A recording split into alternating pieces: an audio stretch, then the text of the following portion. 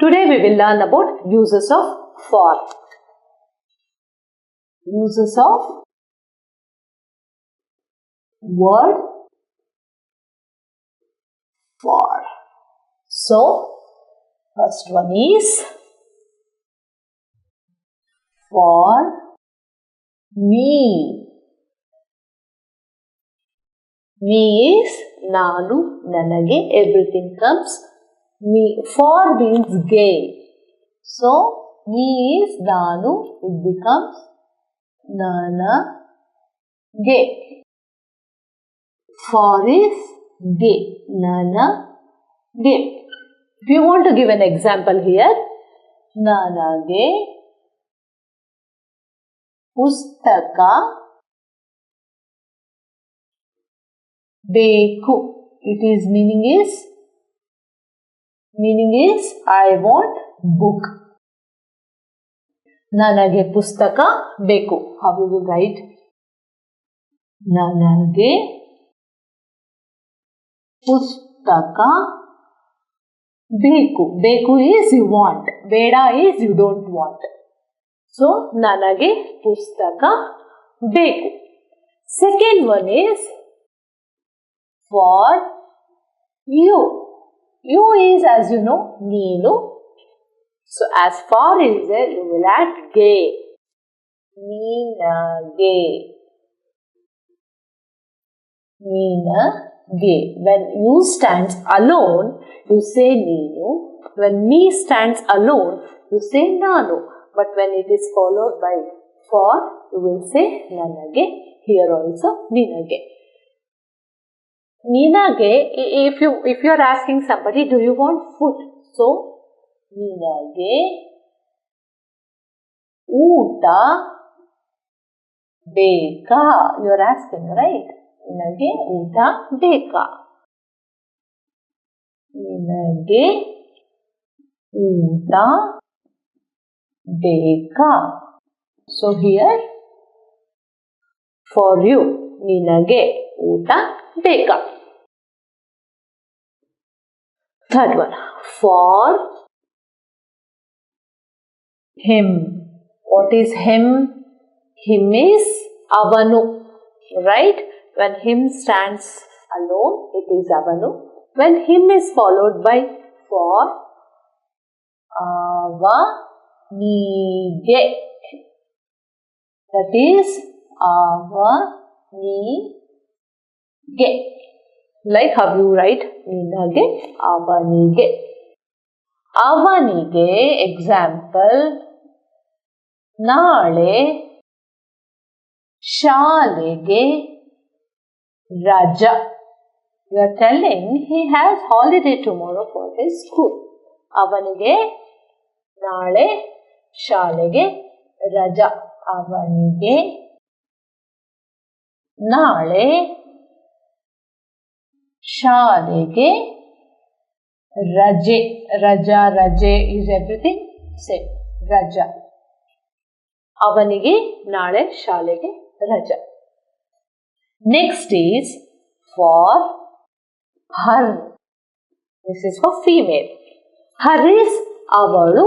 When you add for, avalige. Avalige. Let us take the same example. Instead of avanige, we will write avalige.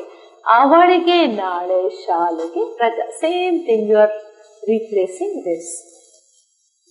Avalige, naale is tomorrow. Avalige naale, ಶಾಲೆ is school, raja is holiday. Avalige naale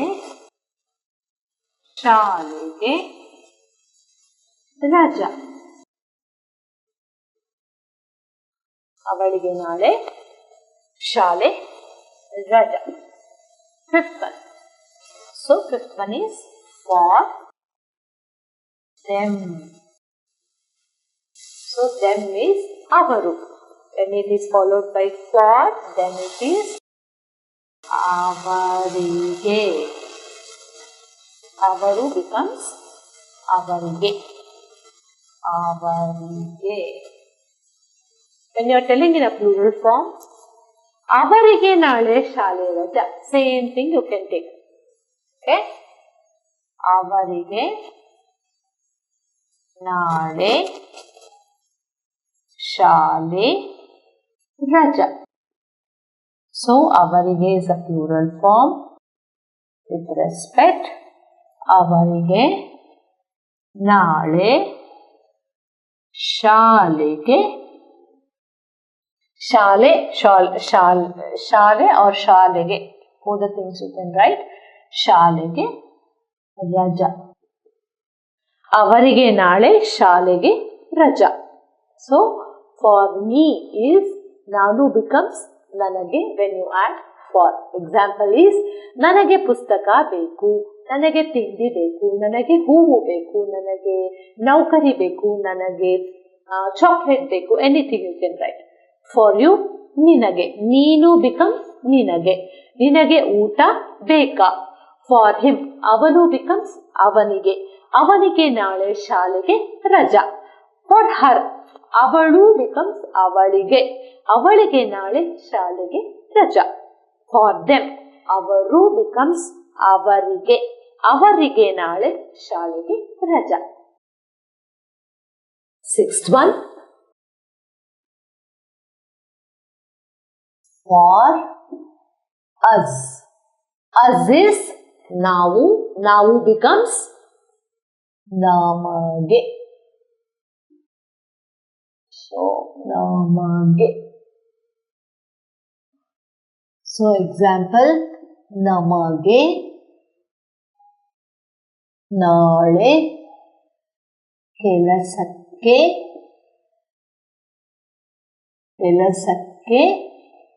ವಿರಾಮ. Means they have break for their job tomorrow, for their work tomorrow. So, ನಮಗೆ ನಾಳೆ ಕೆಲಸಕ್ಕೆ ವಿರಾಮ. ವಿರಾಮ is break. ನಮಗೆ, that is for us. Tomorrow we have break for our jobs. For it. It is ಇದು. When you add for, it becomes ಇದಕ್ಕೆ. That is ಇದಕ್ಕೆ. So for it is ಇದಕ್ಕೆ. What example can we give?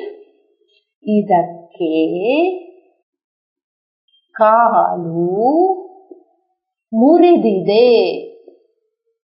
You might say the leg has been broken for it. For it means anything. It can be a dog, it can be a chair, it can be a bench, anything. Okay, ಇದಕ್ಕೆ ಕಾಲು ಮುರಿದಿದೆ. ಇದಕ್ಕೆ ಕಾಲು ಮುರಿದಿದೆ. Eighth one. Eighth one is for now. Now is sadhya, present time. So, sadhyakke. Sadhyakke. Sadhyakke. Yeah. So, example is ಸದ್ಯಕ್ಕೆ ನಾನು ಬರೋಲ್ಲ. Means for now I will not come. ಸದ್ಯಕ್ಕೆ ನಾನು ಬರೋಲ್ಲ. ಬರೋಲ್ಲ means I will not come. ಸದ್ಯಕ್ಕೆ ನಾನು ಬರಲ್ಲ.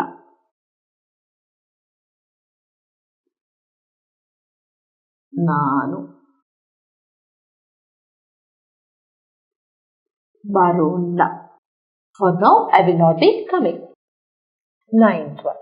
Ninth one is for this. For this is ಇದು. For is ಇದಕ್ಕೆ. This is ಇದು. When you add for, it becomes K or G. For this, idakke. That is idakke.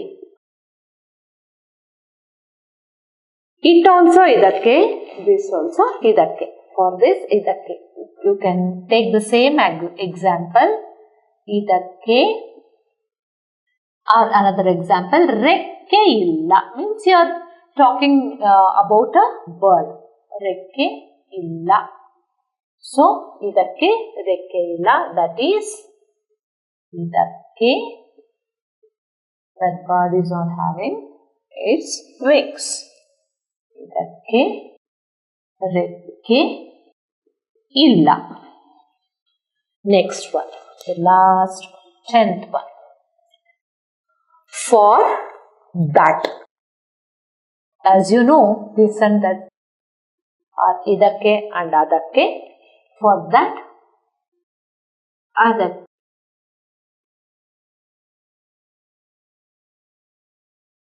So instead of idakke rekke illa, you can say adakke rekke illa.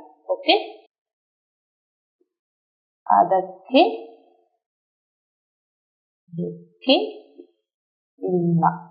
Adakke means a thing which is little far from you. Idakke means the thing which is near to you. So, adakke rekke illa. Adakke rekke. Rekke is what? Rekke is wings. For us, ನಾವು becomes ನಮಗೆ. ನಮಗೆ ನಾಳೆ ಕೆಲಸಕ್ಕೆ ವಿರಾಮ. For it, ಇದು becomes ಇದಕ್ಕೆ. ಇದಕ್ಕೆ ಕಾಲು ಮುರಿದಿದೆ. For now, ಸದ್ಯಕ್ಕೆ. ಸದ್ಯಕ್ಕೆ ನಾನು ಬರೋಲ್ಲ. For this, ಇದಕ್ಕೆ. ಇದಕ್ಕೆ ರೆಕ್ಕೆ ಇಲ್ಲ. ರೆಕ್ಕೆ means wings. For that, ಅದಕ್ಕೆ ರೆಕ್ಕೆ ಇಲ್ಲ. Same again. ರೆಕ್ಕೆ means wings here. So, this and that is, this is idu. When you add for, it becomes idakke. That is adu. When you add for, it becomes adakke.